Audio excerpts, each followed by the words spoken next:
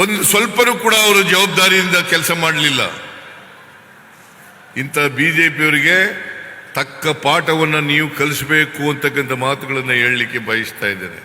ಇವತ್ತು ನೀವೆಲ್ಲ 2023ರಲ್ಲಿ ಆಶೀರ್ವಾದ ಮಾಡಿ ಅಧಿಕಾರಕ್ಕೆ ತಂದದ್ರಿಂದ ನಾವು 2013ರಿಂದ 2018ರವರೆಗೆ ಅಧಿಕಾರದಲ್ಲಿದ್ದು ಆಗ 165 ಭರವಸೆಗಳನ್ನು ಕೊಟ್ಟಿದ್ದು.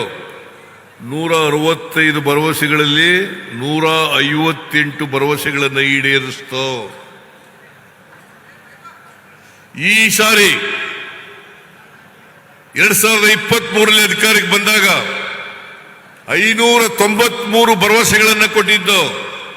ಈಗಾಗಲೇ 2 ವರ್ಷದಲ್ಲಿ 242 ಭರವಸೆಗಳನ್ನು ಪೂರೈಸಿದ್ದೇವೆ.